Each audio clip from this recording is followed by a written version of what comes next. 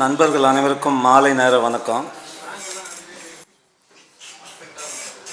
ரொம்ப கடுமையான வெப்பம் சூழ்ந்த சென்னையிலேருந்து இன்றைக்கி தான் கொஞ்சம் ரிலீஃபாக மேகமூட்டமாக இருக்கிற ஒரு சூழலில் கவிதை தொகுப்பு அறிமுக கூட்டம் நடத்துறதுன்றது கொஞ்சம் இதமான வேலைகள் தான்.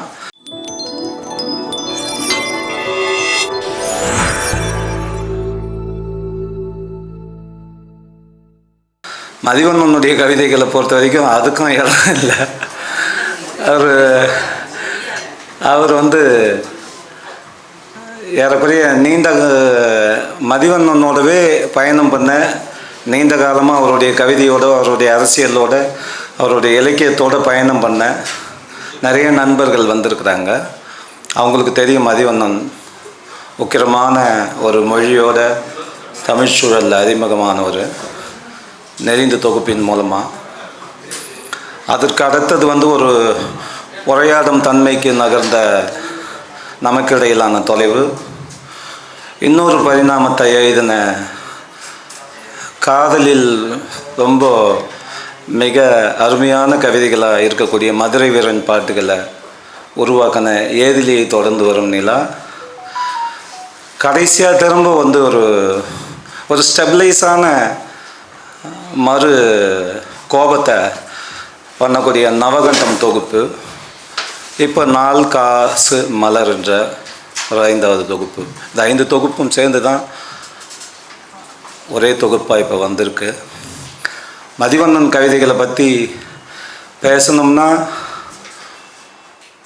ஒரு தலித்திய உரையாடல், தலித்தியத்தால் கைவிடப்பட்ட ஒரு அருந்ததியர் உரையாடல், இந்த ரெண்டுத்துக்குள்ள இந்த திராவிட நிலப்பரப்புக்குள்ள ஒரு ஆன்டி பிராமின், ஆன்டி இந்துத்துவா, இந்து மதம் பற்றிய விமர்சனம், பார்ப்பனர்கள் பற்றிய விமர்சனம், உலகமயத்தின் கூட ஒரு தலித்துடைய வாழ்வு, பல்வேறு பரிணாமங்களை காட்டலாம். இதுக்கு ஏன் இதை நான் டிஃப்ரென்ஸ் பண்ணி சொல்கிறேன்னா, இங்கே வந்திருக்கிற தலித் கவிதைகளில் பெரும்பாலும் இதெல்லாம் மிஸ்ஸிங். ஒரு சாதிக்கு வேலை செய்ய நேர்ந்துக்கின்றது மதிவண்ணனை பொறுத்த வரைக்கும் அவருடைய விருப்பம் இல்லை, அவர்கிட்ட ஒப்படைக்கப்பட்ட பணி, சாதி ஒப்படைத்த பணி. அருந்ததி இருப்புன்றதுக்குள்ளே ஆப்ரேட் ஆகி பார்க்குறவங்கோ, இல்லாட்டி உள்ளே போய் பார்க்குறவங்கோ, இல்லை உள்ளம் புறமாக பார்க்குறவங்களுக்கு இந்த பெயின் புரியும். அந்த இடத்துல இருந்து தான் அவர் எல்லாத்தையும் அமைச்சுக்கினது. அருந்ததியரை மட்டுமே இல்லாமல் ஒரு மொழிபெயர்ப்பாளராக அவர் ரொம்ப மிக முக்கியமான கான்ட்ரிபியூட் பண்ணியிருக்காரு. சரி, அந்த கான்ட்ரிபியூஷனுக்காச்சும் தமிழ் சமூகத்துக்குள்ள ஒரு பெரிய விவாதம், வரவேற்பெல்லாம் அவருக்கு தேவைப்படாது. ஏன்னா வரவேற்புகள் பற்றி அவர் கவிதைக்குள்ளேயே எழுதியிருக்காரு. எத்தகைய வரவேற்புகள், எத்தனை அந்த மாதிரியான வரவேற்புகளை இது ஒரு சாதி இந்து சமூகமாகவும் இல்லை ஒரு ஆதிக்க சமூகமாகவும் இருக்கிறதுக்குள்ள வரவேற்புகளையும் கிரீடங்களையும் அவர் எப்படி எதிர்கொண்டிருக்காருன்றத 2-3 கவிதைகள் ரொம்ப ஆழமாகவே பேசும். இப்போ இந்த மாதிரியான மொழிபெயர்ப்புக்கு வரலாற்றுத்துறைக்குள்ளே நுழைஞ்சி சக்கிலியர் வரலாறு உருவாக்குனது, சக்கிலியர் வரலாறு குறித்தும் தமிழ் சமூக வரலாற்று ஆசிரியர்கள்லேருந்து வரலாற்றை ஒட்டியே விவாதம் பண்ணின்னு இருக்க சமூக இயக்கங்கள், இடதுசாரி இயக்கங்கள் எதுவுமே ஒரு சின்ன விவாதத்துக்கான ரெஸ்பான்சிபிலிட்டியை கூட அவங்க இது வரைக்கும் வழங்கலை. இருந்தபோதும் அது ஒரு பெரியாரோட ஒரு கோட் இருக்குல்ல, யாரும் வேலை செய்ய வரல, நான் வேலை செஞ்சுக்கின்னு போய்க்கினே இருக்கிறேன்ற மாதிரி, அந்த மாதிரியான பொறுப்பை ஏற்றுக்கின்னு அவர் வேலை செஞ்சுக்கின்னு இருக்கார். திரும்ப திரும்ப அவருடைய கவிதையோட உளவியலை அறிஞ்சவங்க, அவருடைய அரசியலோட உளவியலை அறிஞ்சவங்க, இருப்பை புரிஞ்சுக்கினவங்க தொடர்ந்து அவரை பேச தலைப்பட்டு இருக்கிறோம். அதுதான் பெரிய விஷயம். மதிவண்ணனை எப்பவுமே பெரிய அளவில் பேசணுன்றதுக்கான முயற்சிகள் நிறைய நாங்கள் எடுத்திருக்கிறோம் கருப்பு பிரதிகளால். அதுக்கு என்ன காரணம்னா, ரொம்ப விசேஷமான பொட்டென்ஷியலை வச்சுக்கின்னு இருக்க ஒரு மெயின் ஸ்ட்ரீம் எந்தெந்த காரணங்களால் கொண்டாடாமல் இருக்குதோ அது எல்லாமே தான் சாதி எதிர்ப்பு இலக்கியத்தை முன்னெடுக்கிறவங்களுக்கு கொண்டாடுவதற்கான முதன்மை பணியாகவும் அம்சமாகவும் இருக்குது. அந்த புரிதல்லேருந்து தான் திரும்ப இன்னும் கூட ஒரு பெரிய கூட்டத்தை ஒருங்கிணைச்சி நடத்தணுன்ற சாத்தியம்தான். எண்ணிக்கையை நான் சொல்லலை, எல்லாருக்கும் தெரிவிச்சிடுறதுன்றது விஷயந்தான்.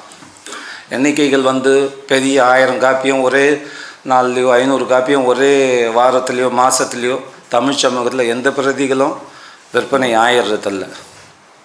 ஆனால் எழுதுகிற ஒவ்வொரு கவிதைகளுக்கும் கவிதை பேசக்கூடிய உலகத்துக்குள்ளே இருந்துக்கு அல்லது தலித்திய கவிதையும் பேசக்கூடிய உலகத்துக்குள்ளே இருந்துக்குன்னு என்ன மாதிரியான வரவேற்புகளும் விமர்சனங்களும் உரையாடல்களும் நடக்குதுன்றதை எதிர்பார்க்கறதுன்றது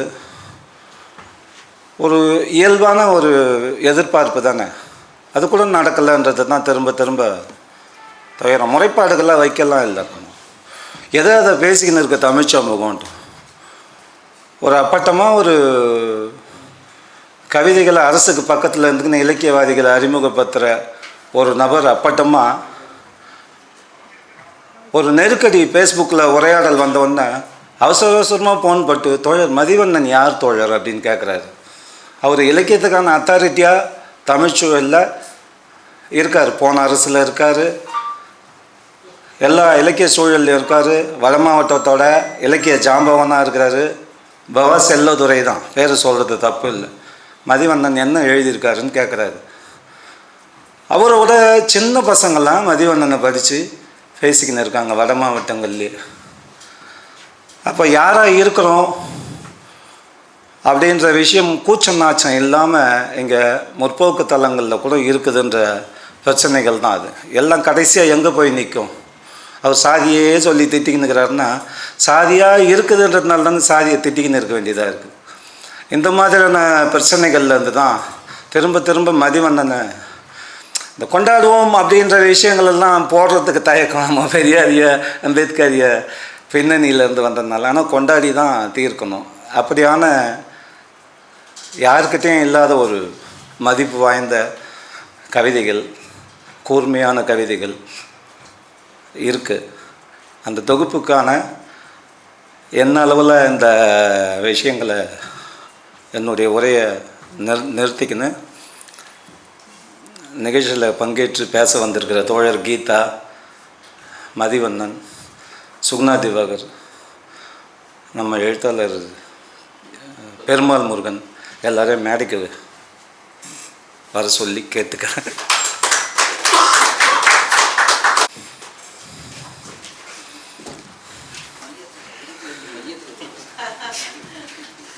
ஆக்சுவலாக இந்த எல்லா கருப்பு பிரதிகளோட எல்லா கூட்டங்களுக்கும் நாமளே வரவேற்பு பண்ணிக்கின்னு இருக்கிறோம், ஒருங்கிணைப்பு பண்ணிக்கின்னு இருக்கோன்ற சலிப்பு தான் இந்த கூட்டத்தை மதிவண்ணனுடைய கவிதைக்கு ரொம்ப முக்கியமான நமக்கிடையிலான தொலைவுக்கு முக்கியமான உரை எழுதினேன். மதிவண்ணனுடைய இப்போ பெருமாள் முருகன் தோழர் நெறிந்தில் ஏற்பட்ட உறவு, முன்னுரை எழுத ஏற்பட்ட உறவுன்றது ஏறக்குறைய மதிவண்ணனோட அது அன்புறவாகவும் நட்புறவாகவும் தொடர்ந்துக்குன்னு இருக்க மாதிரி சுரேஷும் அந்த மாதிரி இருக்கக்கூடிய முக்கியமான தோழர். ஏறக்குறைய மதிவண்ணனுடைய சமவயது தோழர். அவர் தான் இந்த கூட்டத்தை ஒருங்கிணைச்சு பேசுவதுன்ட்டு ஏற்பாடு பண்ணியிருந்தோம். அவருக்கு திடீர்னு உடல்நிலை சரியில்லைன்னு மதியம்தான் சொன்னார், அதனால் முடியலை.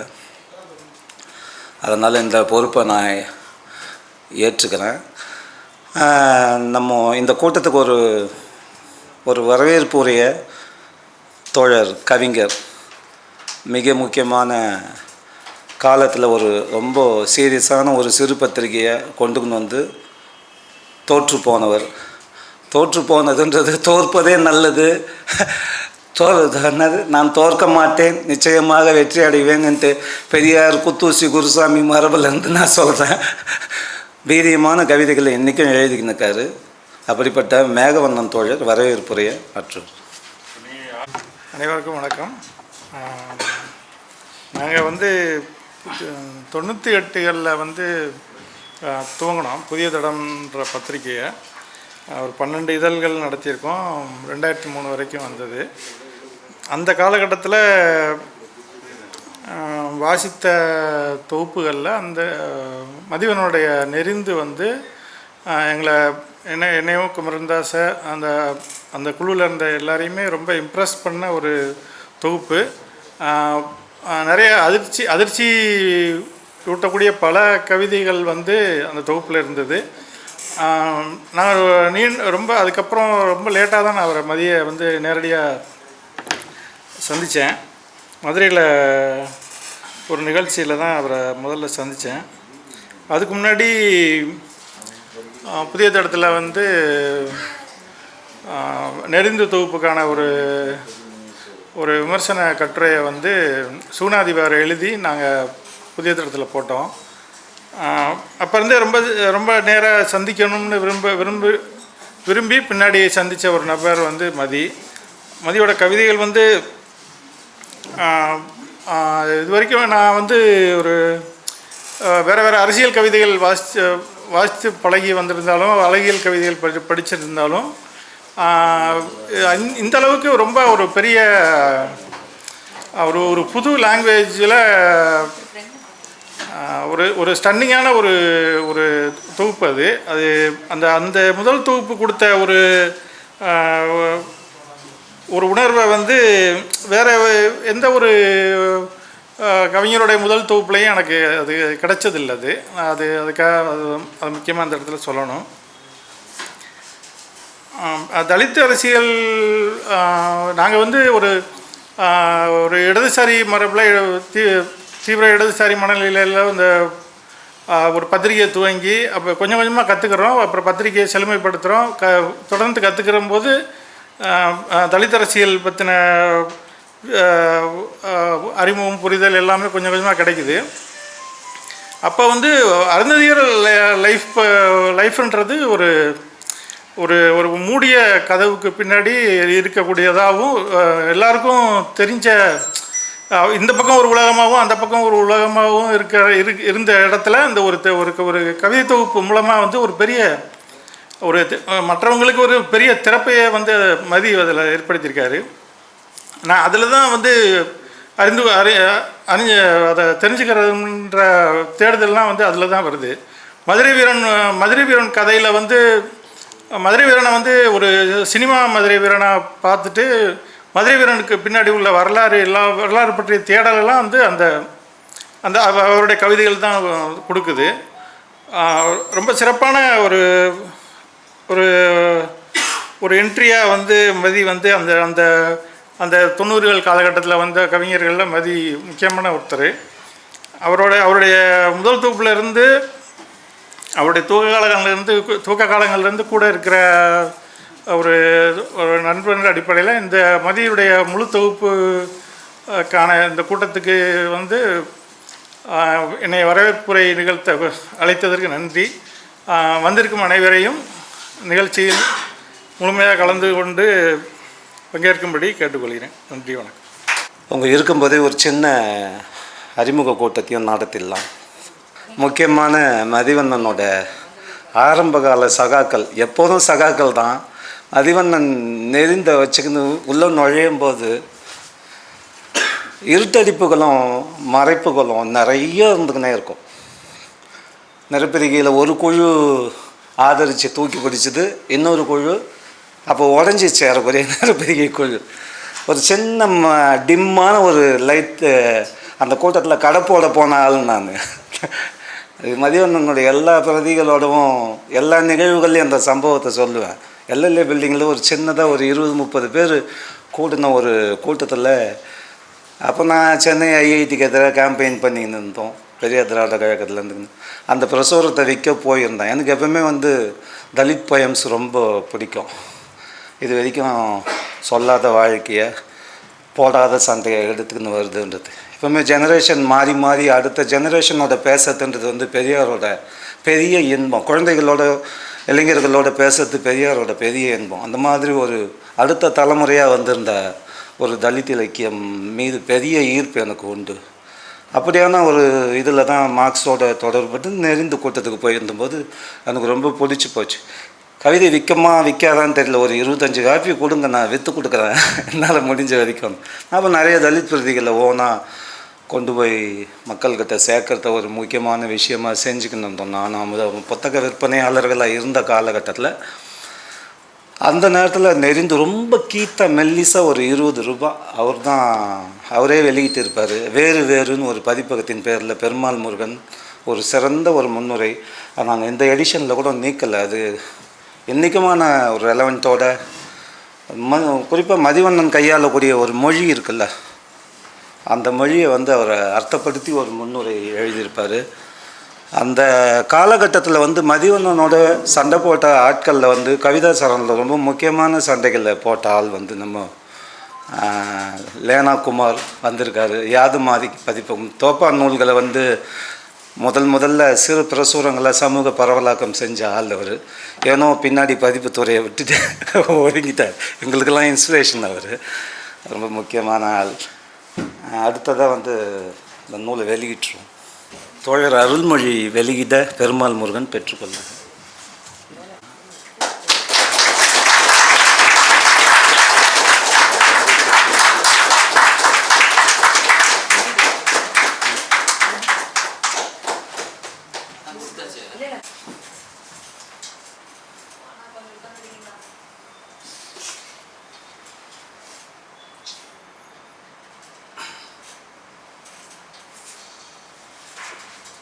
பங்கேற்ற நண்பர்களுக்கு நினைவு பரிசாக சில புத்தகங்கள் அமுதா கொடுப்பாங்க.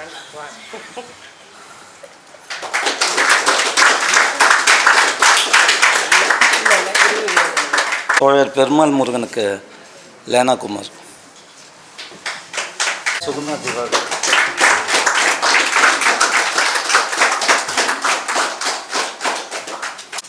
தோழர் குமரன்தாஸ்,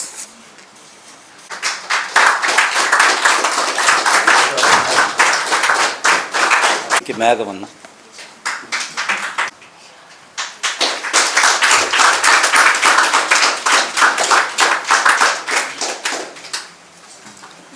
நம்ம கம்பெனி ஆர்டிஸ்ட்டுக்கு அறிவொலி,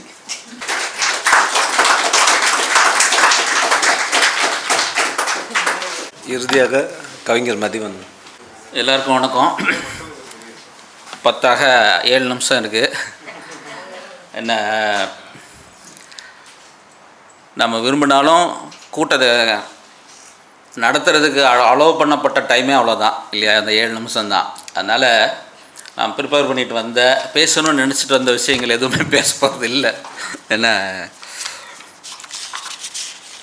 அந்த கவிதைகளை பற்றி இங்கே 4 சான்றோர்கள் பேசுனாங்க. அவங்களுக்கு ரொம்ப நன்றி.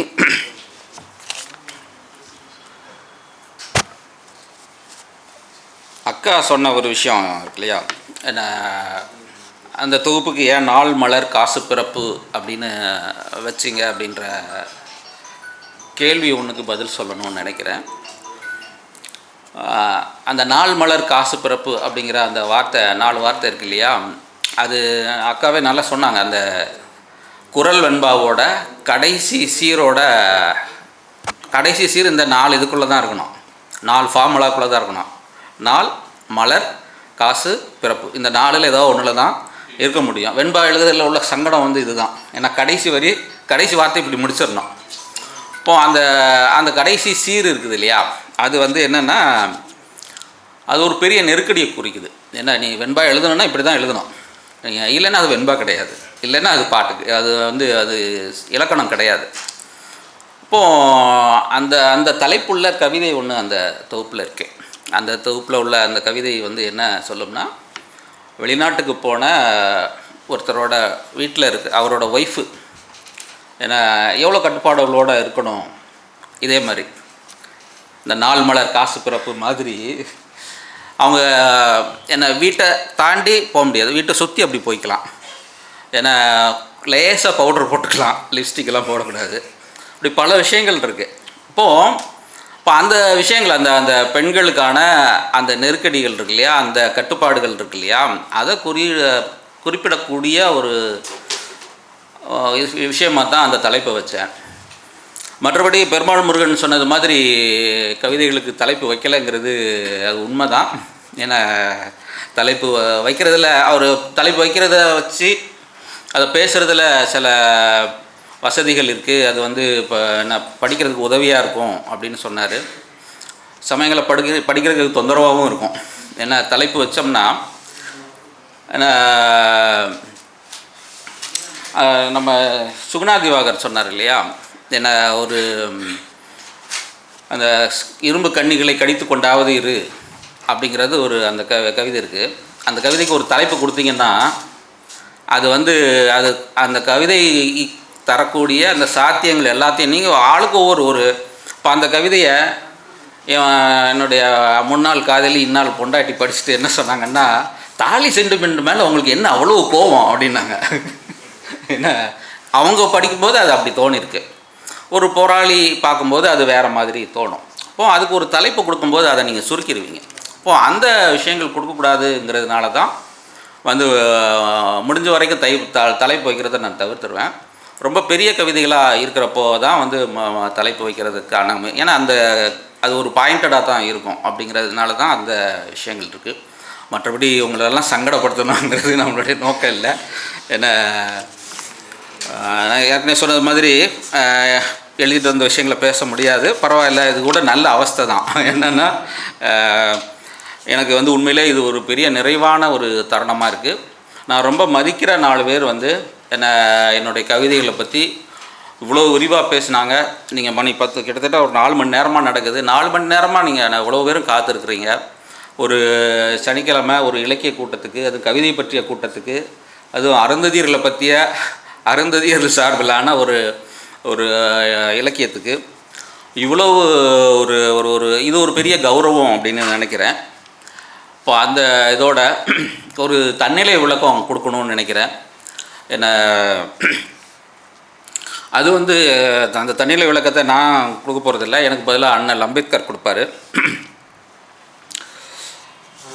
பேசி பழக உகந்தவன் அல்லன் என்று என்னை குறித்து கருதும் நிறைய பேர் இருக்கிறார்கள். பேசி பழகிறதுக்கு லாய்க்கு இல்லாத ஆள் அப்படின்னு என்னை பற்றி நிறைய பேர் நினைக்கிறாங்க. என்னுடைய இயல்பான வாழ்க்கையே தனியனாக வாழ்ந்து படிப்பதிலேயே நேரத்தை செலவிடுவது என்பதாகவே அமைந்து விட்டது. என்னுடைய இயல்பான வாழ்க்கை தனியாக வாழ்ந்து படிக்கிறதுலேயே நேரத்தை செலவு பண்ணுற ஒன்றாவே என்னுடைய வாழ்க்கை அமைஞ்சிருச்சு. மக்களை உரியவாறு மரியாதையுடன் நடத்த விரும்பாத, எவரையும் மதிக்காத போக்குடையவன் என்று என்னை குறித்து மேற்சொன்ன எனது இயல்பை முன்னிட்டு பலர் தவறாக கருதி விடுகின்றனர். எவருக்கும் எந்த அவமரியாதையும் செய்யும் உத்தேசம் ஒரு சிறிதும் எனக்கு இல்லை என்பதை நான் உறுதியாக கூறுகிறேன். மிக குறைவான நேரமே எனக்கு இருக்கிறது. இந்த மிக குறைவான காலத்துக்குள் செய்ய வேண்டிய வேலைகள் கணக்கில்லாமல் இருக்கின்றன. மேலும் மேற்சொன்ன வேலைகளை செய்வதற்கு எனக்கு யாருடைய ஒத்தாசையும் இல்லை. இது வந்து அம்பேத்கருடைய ஆங்கில தொகுப்பு 17(3) அதில் அவர் ஒரு உரையில் அவர் சொல்லக்கூடிய தன்னிலை விளக்கமாக அவர் சொல்லக்கூடிய அந்த விளக்கம் வந்து எனக்கும் பொருந்தும்னு நம்புகிறேன். நிறைய பேருக்கு இந்த புகார்கள் இருக்குது. குறிப்பாக என்னுடைய இயக்க தோழர்களுக்கே நிறைய பேருக்கு இருக்குது. ஏன்னா அப்போ அந்த விளக்கத்தை மட்டும் இதை வாய்ப்பாக பயன்படுத்தி நான் சொல்லிவிட்டு என்னோடய உரையை நான் இதோடு முடித்துக்கொள்கிறேன். நன்றி, வணக்கம்.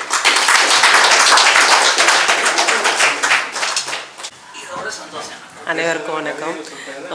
ரொம்ப ஒரு மனநிறைவான ஒரு கூட்டம் இது.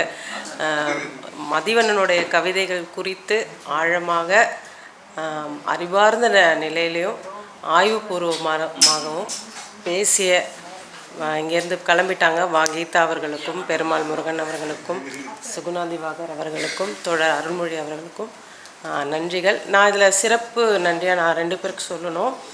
தோழர் உலகப்பெருவையுடைய ஓவியமும் தோழர் நடராஜன் அவர்களுடைய ஓவியமும் இந்த புத்தகத்துக்காக பயன்படுத்தியிருப்போம்.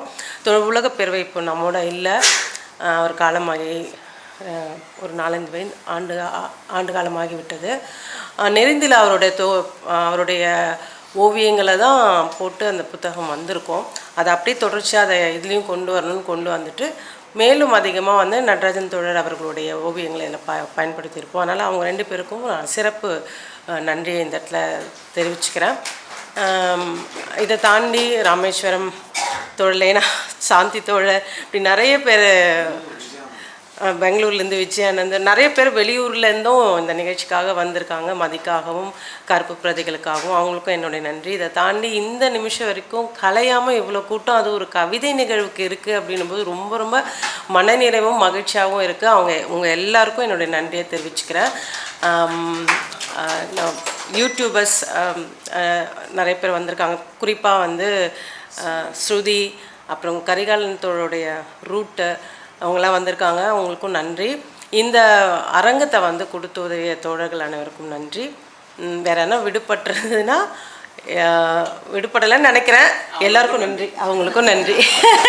ஏன்னா ஏற்கனவே ஆமாம், இதில் கூடுதலாக வந்து நீலகண்டன் ரொம்ப பேசிட்டாரு. அவருக்கும் நன்றி, கண்டனத்தோடு நன்றி.